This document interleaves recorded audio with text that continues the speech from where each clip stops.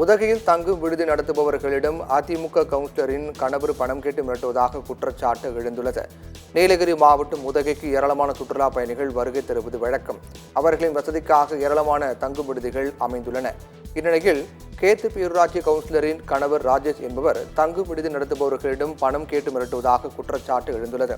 இதுகுறித்து தங்கும் விடுதி நடத்தி வரும் சுரேஷ், ரம்யா ஆகியோர் மாவட்ட ஆட்சியரிடம் புகார் அளித்தனர். கட்டிடத்தில் விதிமீறல் உள்ளது என கூறி அடிக்கடி பணம் கேட்டு மிரட்டுகிறார் என்றும், கவுன்சிலரின் கணவர் விதிகளுக்கு புறம்பாக செயல்பட்டு வருகிறார் எனவும் குற்றம் சாட்டியுள்ளனர்.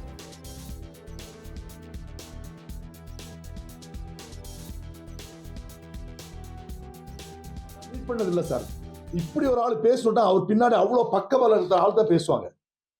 அவ்வளோ ஸ்ட்ராங்கா இருக்கிறாங்க. ஓப்பனா நீ ரெக்கார்ட் பண்ணிக்கணும். அடுத்தது வந்து அவன் சொன்னது, collector, commissioner, DRO, we will know, don't worry about anything bro, enjoy yourself, it will be there. அதாவது இந்த ஆபீஷியலா மிஸ்யூஸ் பண்றாங்க. இவங்க எல்லாம் என்னுடைய க்ளோஸ், தைரியமா என்ன வேணா பண்ணிக்கோ அப்படின்னு சொல்லி எனக்கு வந்து மெசேஜ் அனுப்புறான்.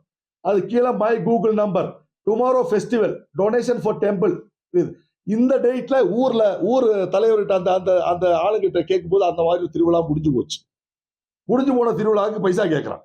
சீஃப் மினிஸ்டர் ஆஃப் தமிழ்நாடு வந்து கவுன்சிலர்ஸ் ஹஸ்பண்ட் த்ரெட்டன் பண்ண போட சொல்லியிருக்காங்க. அந்த மேட்டர் நான் சீஃப் மினிஸ்டருக்கு போட்டிருக்கேன்.